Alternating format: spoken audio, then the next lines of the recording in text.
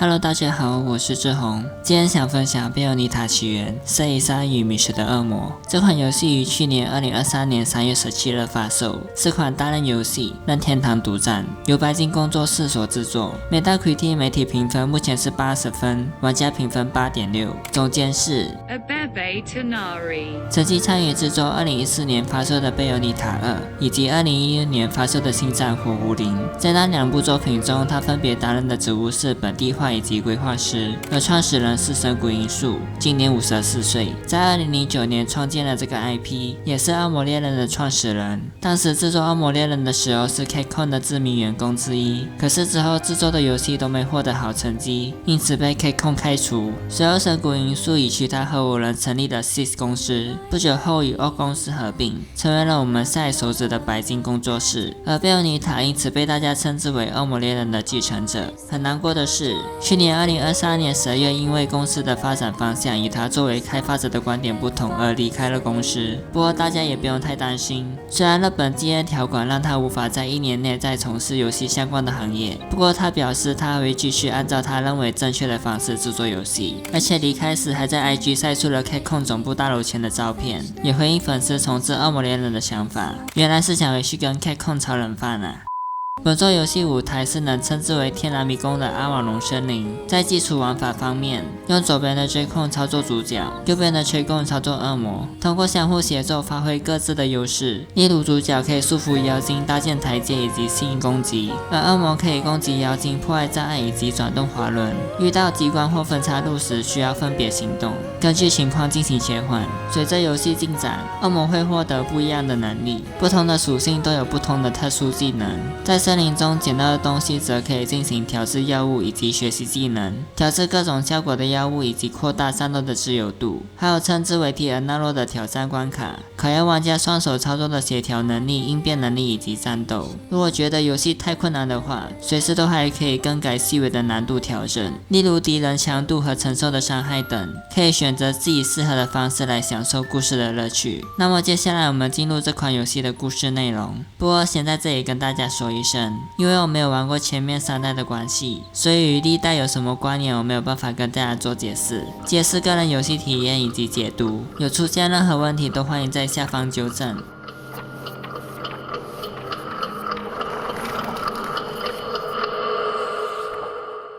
故事的开始讲述从前有个地方住着能操控神秘力量的光明一族流明贤者，以及黑暗一族暗影魔女。为了避免纷争，制定了严格的规定来疏远彼此。然而却有贤者和魔女结为连理，诞下了一个孩子，而那就是故事的主角瑟伊莎。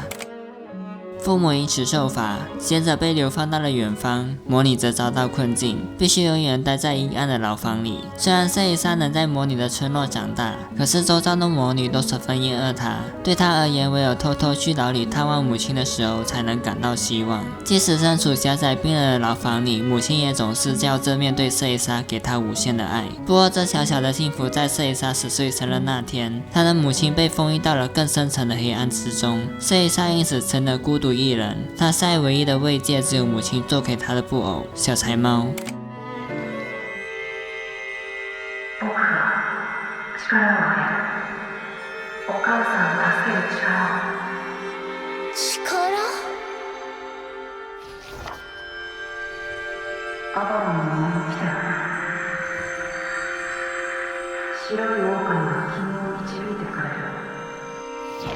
在那之后，有一位住在阿瓦隆森林入口巫师的暗影魔女收留了瑟伊莎，而她此时就是瑟伊莎的老师摩根娜。摩根娜拥有出众的魔导力，实力相当坚强，然而却与暗影魔女一族完全断绝联系，从很久以前就一直窝在自宅里，拒绝所有人来访。摩根娜对瑟伊莎非常严苛，每天的工作无论是涉水还是采收调制药用的香草，都是给瑟伊莎修行的一部分，绝对不是把瑟伊莎当作奴隶。有一次瑟伊莎正在采收香草时，发现在一角长放着美丽的紫花地丁。随后，他把花制成了花环送给老师。虽然摩根娜严厉，但其实对瑟蕾莎来说是个体贴的老师，甚至能够在摩根娜身上看到母亲的身影。但摩根娜收到花的时候，依旧面不改色，用一如既往的口吻叮咛瑟蕾莎要好好保养头发，因为头发是暗影魔女的魔导器之一，是召唤恶魔的必要物件。对魔女而言，头发跟性命一样重要。摩根娜随后回到了屋子里，默默地戴上瑟蕾莎送的花。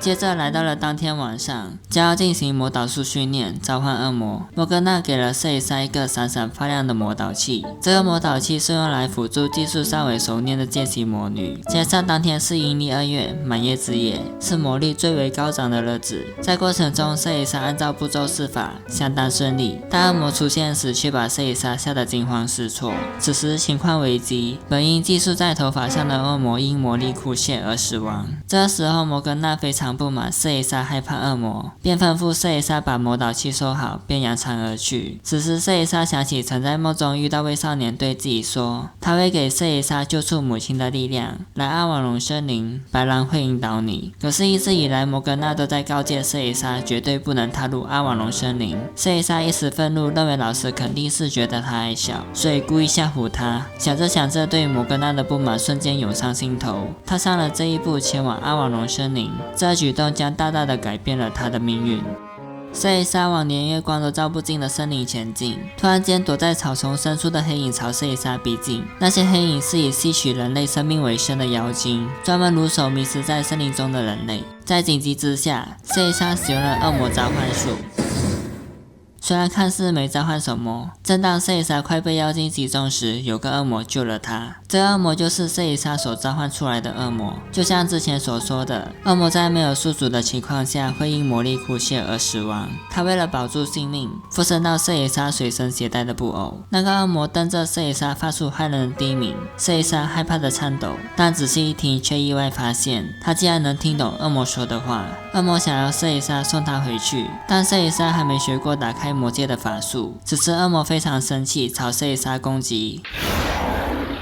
可是他的动作在瑟蕾莎眼前戛然而止，碰也碰不了，他没有办法伤害瑟蕾莎。在此，瑟蕾莎也慢慢放下了心中的畏惧，同时向恶魔答应会送她回家。恶魔不想理睬瑟蕾莎，转头离开，但瑟蕾莎还是有点担心，偷偷的跟在他后面。恶魔不断深入森林，身体却因为离瑟蕾莎越远，变得越来越虚弱，也不能以恶魔姿态维持太久，只好变回布偶的模样，恢复精神。此时的他除了相信瑟蕾莎会送他回家，也没有其他选择了。为了方便称呼，瑟蕾莎将恶魔以布偶之名唤作小柴猫，一起去寻找白狼。随后他们找到了白狼，一匹拥有美丽银白毛皮的狼。就如少年所说的一样，它散发着神秘的氛围，能够让瑟蕾莎跟着白狼的足迹前进，抵达他们要去的地方。可是过程中，眼前突然出现了一阵扭曲，是妖精施展的邪恶法术蒂尔纳洛。蒂尔纳洛是用来抵抗外力的法术，在扭曲的空间里有个裂缝，可以将他们引入未知世界，破坏在隐藏深处的核心，才能让扭曲的现象消失。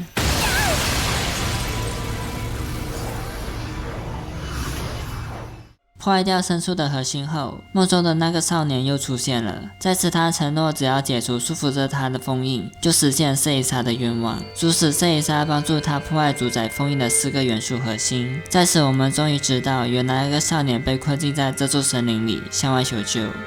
他们回到了阿瓦隆森林，景色恢复成原来的样子了。被幻觉隐藏的道路也显现了出来。在月光照进森林的一偶，瑟蕾莎手上的魔导器突然发光了，光芒中浮现出了摩根娜的幻影。瑟蕾莎吓了一跳，他对着瑟蕾莎大发雷霆，神情严肃的娓娓道来，劝告瑟蕾莎尽量待在安全的地方，想办法活下去就好。妖精为了不让外界干扰，其实设下了大结界。这个大结界是历代妖精王们全体集结所形成的秘术。结界其中的能力包含只允许妖精以及心灵纯净之人进入，随后还利用4个元素核心强化封印。但人心总随年龄增长逐渐污浊，所以摩根娜才没有办法进入阿瓦隆森林，至今都无法破解。摩格纳也告诉了瑟蕾莎使唤恶魔的铁律，所谓的恶魔就是魔女最强大的武器，必须磨灭所有的感情，把恶魔当成自己的手脚操控。话说到一半，月光被彻底隔绝，摩格纳的身影随之消失。小柴猫一脸不悦的低吼，但瑟蕾莎依旧帮老师说话，抵抗小柴猫的不理。不过摩格纳担心他的程度使他吃惊，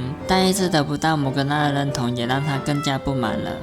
他们继续顺着白狼的足迹前进，突然一群妖精出现在他们面前，出其不意的袭击让瑟蕾莎不知所措。小柴猫推开帮不上忙的瑟蕾莎，跳到了敌人面前朝妖精攻击。此时就是游戏中的第一个 BOSS 战伏魔尔。在打倒伏魔尔后，原来那些妖精在守护这一个不可思议的球体，是梦中少年所说的元素核心。但是白狼正屹立在那里，小柴猫却突然伸出爪子攻击白狼。好在白狼的行动相当敏捷，躲避了小柴猫的攻击，便在小柴猫攻击它的同时，引导小柴猫破坏元素核心。随后出现了暴风般席卷的光之漩涡，在那之中，瑟蕾莎感觉到一股奇妙的力量，小柴猫对此也激动不已。此刻，他们得到了出乎意料的力量。木之力。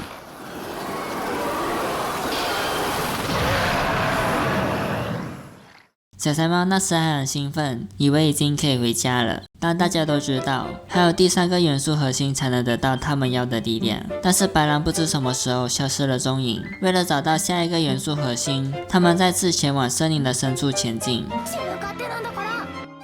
在前进的途中，有个神秘人突然在悬崖峭壁上搭话。他自称是最了解这座森林的人，包括白狼以及元素核心，就连瑟蕾莎也算得上是森林的一部分了，并且告诉瑟蕾莎前方有个老旧的马戏团，是以前妖精把人类小孩诱骗到森林里时所使用的。那里有个疯狂的团长，到现在还在独自举行公演，一旦被他发现，就会被他折磨致死。瑟蕾莎听得惊心胆跳，但那个人并不担心瑟蕾莎和小柴猫会被那个疯狂的团长所宰割。自从瑟蕾莎踏进森林里，妖精们就已经乱成一团了，这也足以看出他们对瑟蕾莎和小柴猫的畏惧。随后那个人就告辞了，周遭回归宁静。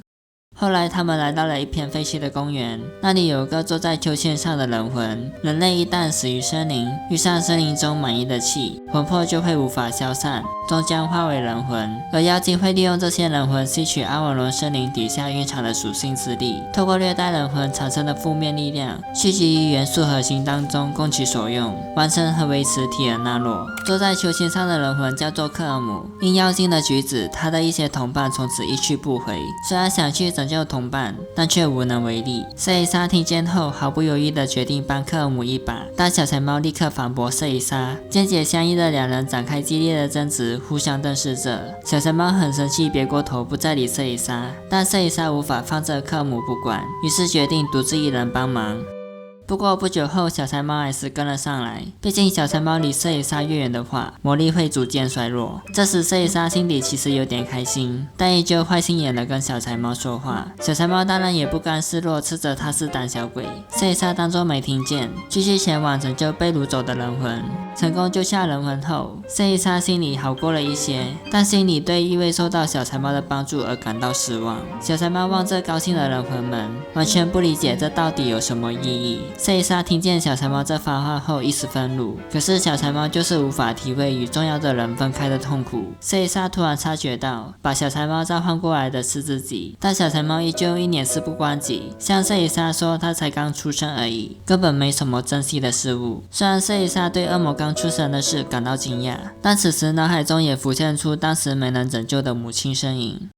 彻底恢复精神的克尔姆带着他们来到了人魂的秘密基地，在此送给小柴猫丰盛的水果。虽然小柴猫看起来很不高兴，但身体却很诚实。两人在此决定休息一会。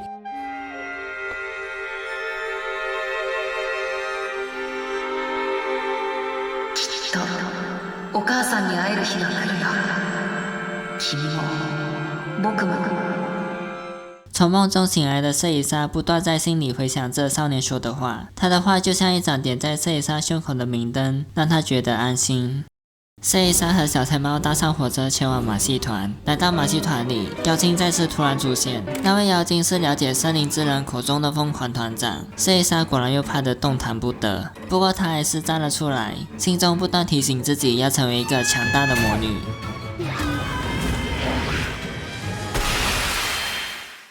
成功击退疯狂团长后，他们走向马戏团的后方，第二个元素核心就在这里。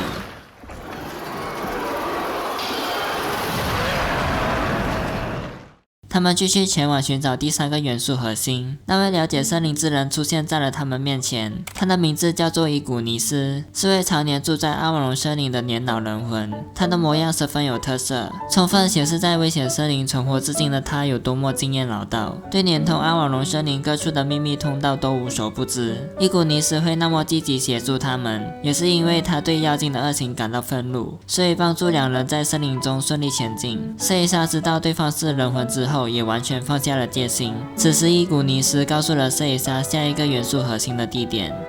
他们穿越庞大的摇晃植物，过程中出现了一头巨大龙形的妖精贾巴沃克。怪兽的身体硬得像铁块一样，就连小柴猫的爪子也毫无作用。在此怪物盯上了瑟伊莎，这次他真的怕得双脚一步也动不了。在怪物快击中瑟伊莎的时候，小柴猫及时把怪物推开，怪物随后把地面砸碎，两人因此掉了下去。他们掉落在一个小角落，怪物依旧在寻找他们。小柴猫不断挣扎想变成恶魔的姿态，身体却不听使唤，一时激动之下开始责怪瑟伊莎。害怕的受不了的瑟伊莎终究还是抱起了小柴猫逃走了。来到了安全的地方，两人都陷入了沉默。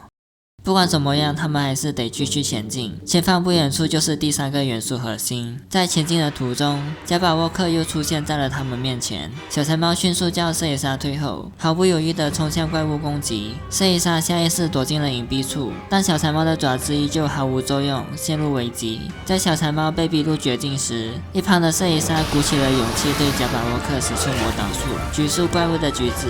两人随后齐心协力把怪物坚硬的盔甲给击碎了，让他吓得落荒而逃。经过这次的经历，瑟伊莎有了些许自信，但小柴猫被比自己弱的瑟伊莎救，让她感到很不是滋味。过后，他们朝向元素核心的方向前进，又再次遇上了贾巴沃克。在那里，贾巴沃克吃下魔戒果实，让他身上坚硬的盔甲恢复。此时将进行一场激烈的 BOSS 战。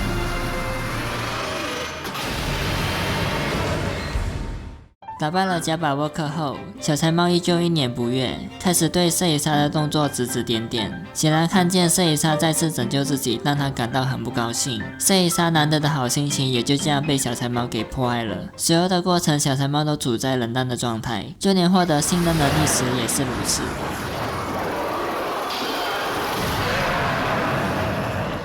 摩格纳的幻影再次出现，他看见瑟伊莎平安无事，松了一口气。看见瑟伊莎的眼神也比以前成熟了。在此，瑟伊莎兴奋地把打倒贾巴沃克的情况告诉摩格纳。虽然摩格纳还是有点担心，但听见瑟伊莎这么一说，心底也清楚瑟伊莎成长了不少，也难得得到摩格纳的赞美。随着元素核心被破坏，摩格纳告诉瑟伊莎自己已经开始施展大规模的魔导术，破坏妖精的结界，过程会到凌晨才完成，也再度强调瑟伊莎要把恶魔当成自己的武器看待。摩格纳消失后，小柴猫又发出了不悦的低吼。这一次，瑟伊莎试图平复小柴猫的心情，并表示她不会把小柴猫当成自己的武器看待。但小柴猫不屑瑟伊莎的安慰，好不容易得到的喜悦又再次被破坏了。中途穿过了一个铁尔纳洛后，瑟伊莎又梦到了那个少年。原来那个少年的名字叫做莱卡翁。此时，瑟伊莎决定把来到森林的理由告诉小柴猫，在梦里见到莱卡翁以及想救母亲需要的力量。小柴猫听完后说不出话来，他没想到有人会盲目相信梦境的内容，但显然元素核心和狼的事情都是存在的。不过小柴猫一旦回不去魔界就会死，让他为瑟伊莎的举动感到愤怒。瑟伊莎对小柴猫的回应感到不满，于是当作什么都没说，继续前进。他们又遇上了伊古尼斯，虽然破坏了元素核心，但伊古尼斯看见瑟伊莎却是垮着一张苦瓜脸。这种情况下，比起别人的关心，瑟伊莎更想赶快知道最后的元素核心在哪里，而最后的元素核心就在妖精的要塞。在过去的途中，瑟伊莎母亲的身影出现在他们面前，这是妖精的幻术。小柴猫察觉到不对劲后，立刻伸出爪子把幻术击散。瑟伊莎母亲的惨叫声随之回荡。虽然不是真实的，但这足以让瑟伊莎心如刀割。小柴猫催促瑟伊莎振作起来，语气也逐渐激动。可是此时瑟伊莎的眼里全是强烈的愤怒，两人再次掀起了激烈的争执。累积许多不满的两人不甘示弱。悪魔なんか黙って魔女のために働瑟伊莎的一句话让小柴猫愣住了，两人因此分道扬镳。瑟伊莎独自前往妖精的要塞，虽然魔导术已经用得得心应手了，但独自面对妖精还是很吃力，让她无意的想起了小柴猫。熟悉的声音从底下传来，瑟伊莎看见小柴猫受了伤，被妖精逼入绝境，小柴猫甚至变成了布偶状态，被妖精带到要塞里。看见此事的瑟伊莎不由自主地跑了起来，已经忘了什么是恐惧。瑟伊莎绕路跟踪，此时白狼突然出现在了瑟伊莎面前，坚定的眼神示意瑟伊莎一起行动，便带领他到小柴猫的所在地。找到小柴猫后，他身上已经布满了伤口，被一位高高在上的妖精所束缚住，用恶魔的语言问话。他要求小柴猫只要杀掉瑟伊莎，就复兴小柴猫回到魔界的愿望。这位妖精其实早在瑟伊莎他们破坏第一个元素核心的时候，就已经开始在默默地监视着他们。此刻，小柴猫狠狠地瞪着那位妖精，他接受了，他果断拒绝。白狼主动去当诱饵，分散妖精的注意。高高在上的妖精追向白狼而去，瑟伊莎的出现也让他们吓呆了，趁机把小柴猫救了下来。瑟伊莎看着小柴猫此刻还有力气大喊着，两人便并肩作战，把妖精打得天翻地覆。打倒妖精后，小柴猫的脚上裂开了很大的伤口，那其实是早在遭受妖精攻击时就受的伤。小柴猫一直刻意遮掩着，这样下去，小柴猫很快就会因魔力枯竭而死亡。以瑟伊莎现在的能力，她只剩下一个办法了。いいですか、セレッサ。アンブラの魔女にとって神は魔導器の一つであり、悪魔を呼び出すために必要なものでもあります。ですから魔女にとって己の神は命と同等の価値を持つのです。瑟伊莎为了成为像妈妈一样的魔女，一直很珍惜自己的头发，但对瑟伊莎来说，眼下的事比起头发重要多了。她剪下了头发，头发的魔力让小柴猫的伤口恢复原样。从刚刚单独行动起，小柴猫其实也一直在反省自己，甚至开始抱持悲伤以及体贴，恶魔本不该有的复杂情感。此刻，他了解了，他便回布偶缩进瑟伊莎的怀中，似乎像是用力的抱住她一样。他们看见了第4个元素核心，那只高高在上的妖精就在前方。他自称是妖精王，名为普卡，是个矮地道。瑟伊莎和小柴猫都准备好与他奋战。普卡召唤出了力量远超于人类的天使，掀起了一场激烈的战斗。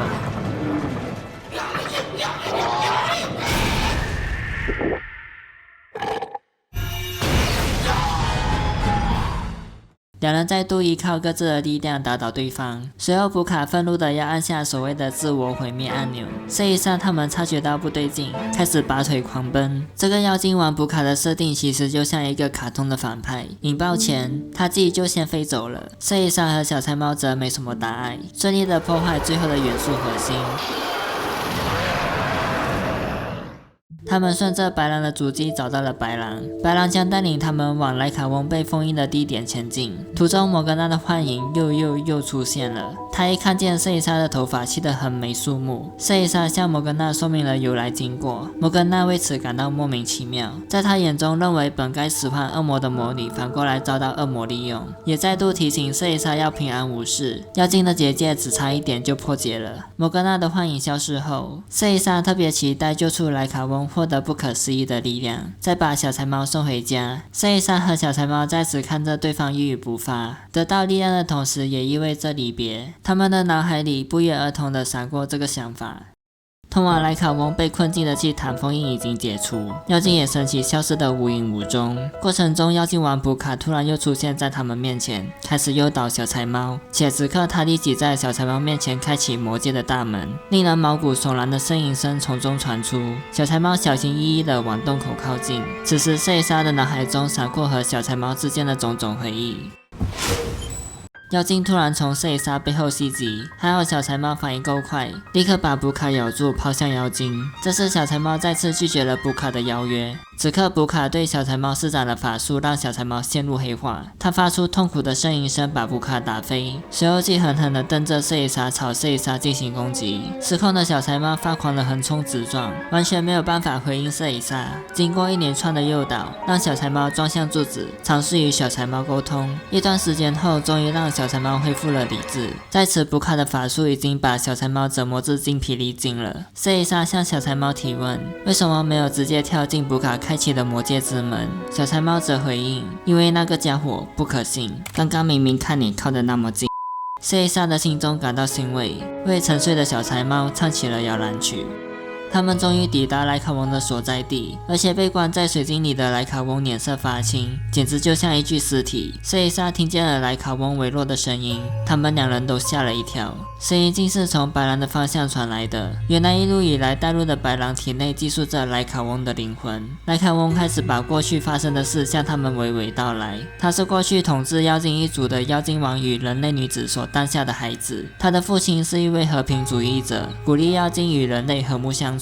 然而却有一派邪恶的妖精发动叛变，杀害了他的父亲，甚至袭击了莱卡翁和他的母亲。母亲即使用魔导术把他的灵魂转移到狼的体内，让他以狼的模样逃亡到森林里，躯体则被母亲施展魔导术保留在水晶里，勉强不致崩坏。随后母亲却被驱逐到森林之外，再也回不了森林，因此莱卡翁的躯体落到邪恶妖精的手里，被严密封印在森林深处，阻止继承王族血脉的莱卡翁复活。此刻莱卡翁向瑟伊莎说有一个方法可以解除封印，那个特别的东西只有魔女才有。在此莱卡翁也已经认为瑟伊莎完成了这个使命，瑟伊莎仍然一头雾水。解除封印的方法所需的是当成活祭品的恶魔。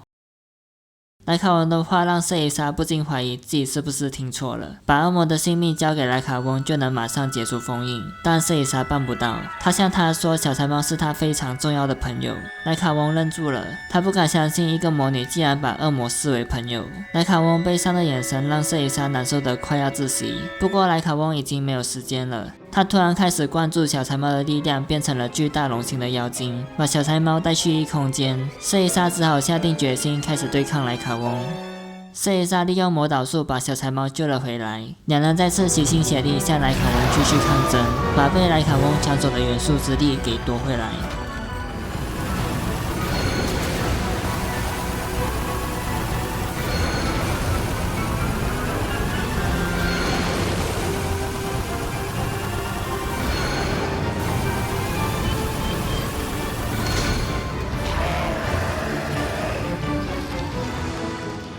当他们把4个元素之力都抢回来时，小柴猫突然间又开始黑化了。原来这个力量并不是布卡的法术，而是恶魔潜在的力量。他转过头向瑟伊莎攻击，不过这一次不一样。画面从绑在小柴猫手上的蝴蝶结展开，是瑟伊莎长发时所携带的发带，场面如同他们初次见面一样。攻击瑟伊莎的动作在他眼前戛然而止，碰也碰不了。两人强烈的情感克服了失去无常的状态，并掌握了这个力量。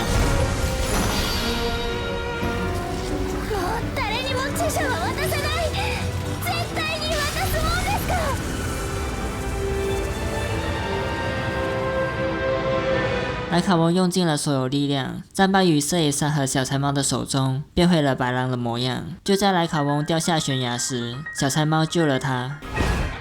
恶魔会帮助别人，对莱卡翁而言无法想象，但这一次他相信了。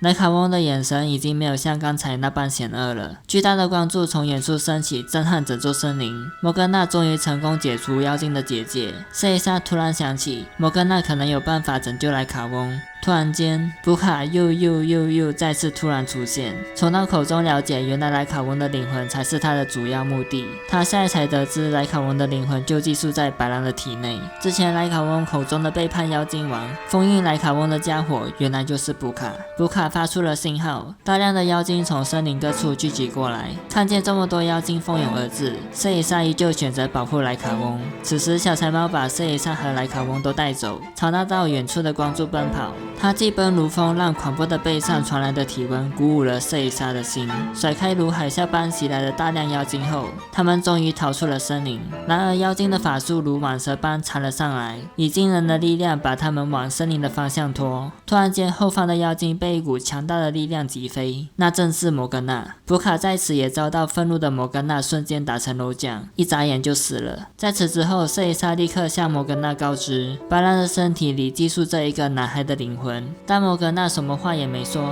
只是轻轻抚摸着白狼的身体。瑟丽莎感到很不解，于是前去看摩格纳的表情。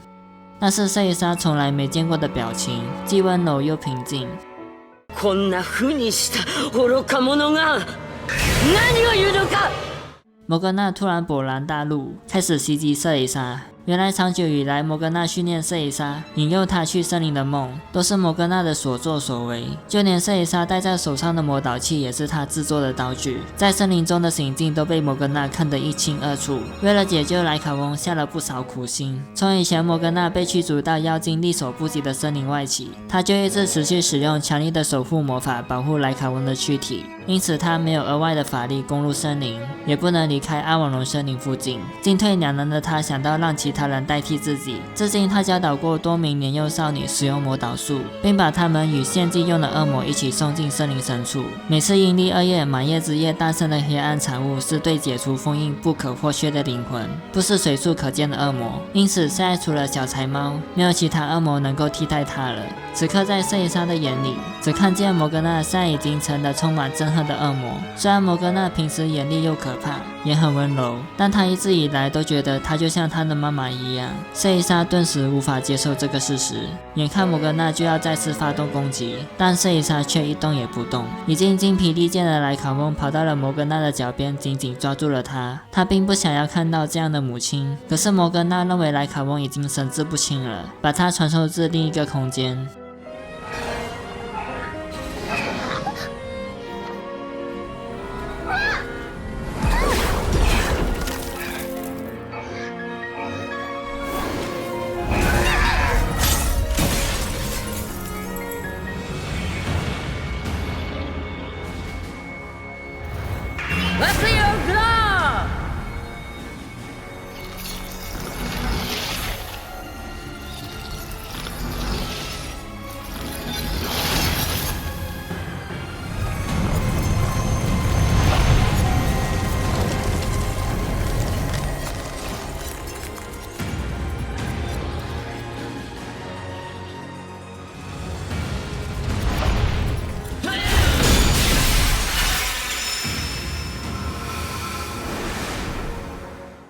瑟丽莎对摩格纳无法下手，对小柴猫而言，瑟丽莎只要在这个旅程中失去活力以及目标，旅程也就到这里结束了。此时两人进入了白色虚空，小柴猫向之前打碎瑟丽莎母亲幻影的事道歉，也很遗憾瑟丽莎没能见到母亲，并向瑟丽莎道谢，很庆幸他们两人能够相遇。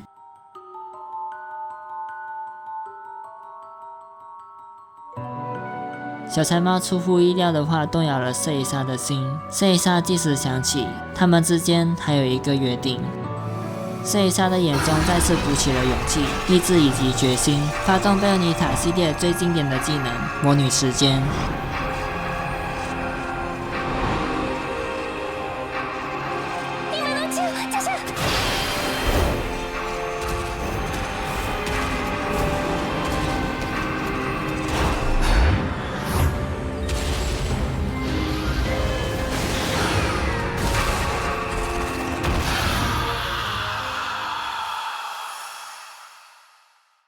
在一连串的打斗之下，他们终于打败了摩格纳。莱卡翁以灵魂姿态出现，向瑟丽莎道谢。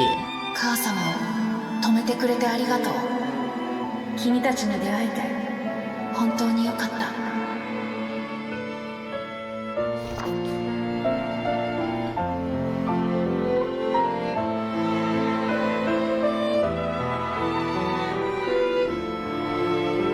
あなたとお友達になりたかった。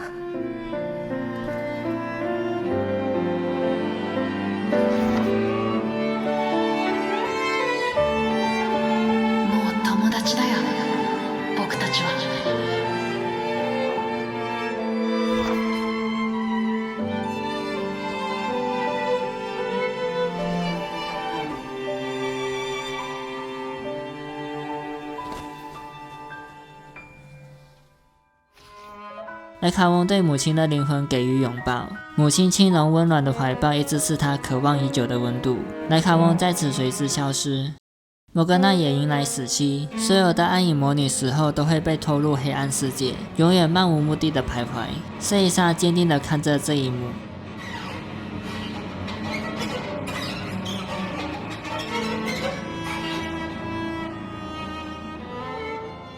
摩根娜消失了，瑟丽莎送她的紫花地钉也随之消失。通往魔界的大门在吞入摩根娜之后依然敞开着。小柴猫精疲力尽，连站着都很勉强，但它却一动也不动地盯着门看。只要小柴猫一回去，瑟丽莎就只剩下她一个人了。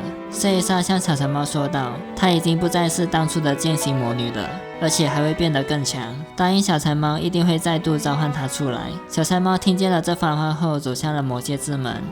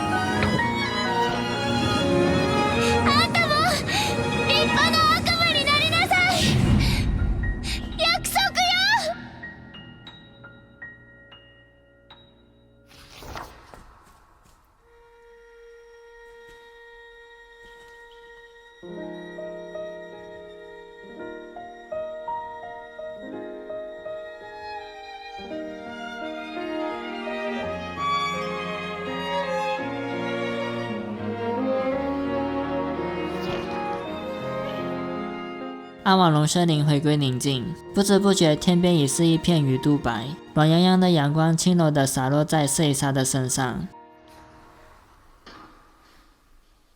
マミ、私強い魔女になったよ。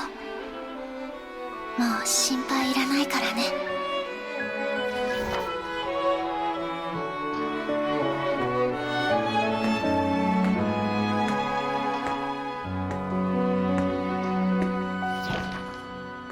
セレッサ。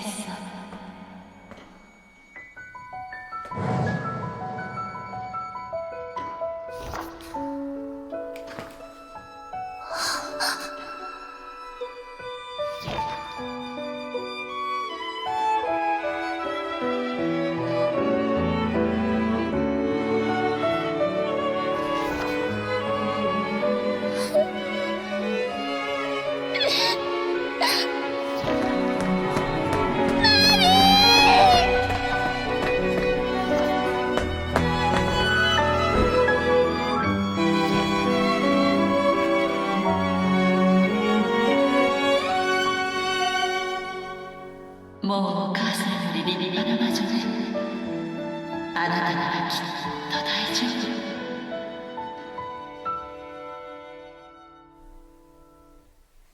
从此以后，瑟丽莎再也没有做噩梦了。瑟丽莎并没有失去什么，她带着满满的回忆，还有与重要的友人许下的约定，迈出通往未来的第一步。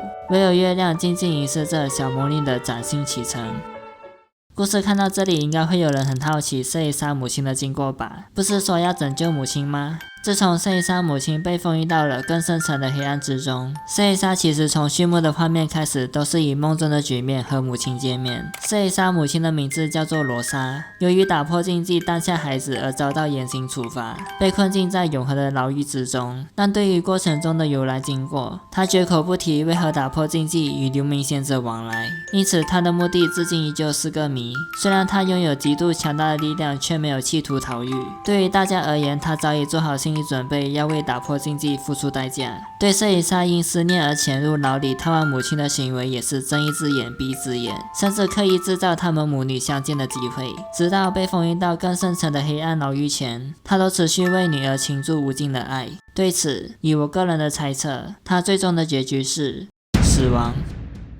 影片就到这里结束啦，你觉得如何呢？影片中有出现任何问题都欢迎纠正。对于摩格纳戴上摄影杀送的话，这一点其实我也不是很了解，可能故事刻意体现摩格纳复杂的一面，或者是在那个时候起，摩格纳的心中就已经认定摄影杀是他儿子的救命恩人也说不定。有玩过贝尔妮塔正统3代的玩家也欢迎在下方留言跟这部前传有什么关联，喜欢的话记得订阅、按赞、分享，支持小弟我哦。下个影片见，拜拜。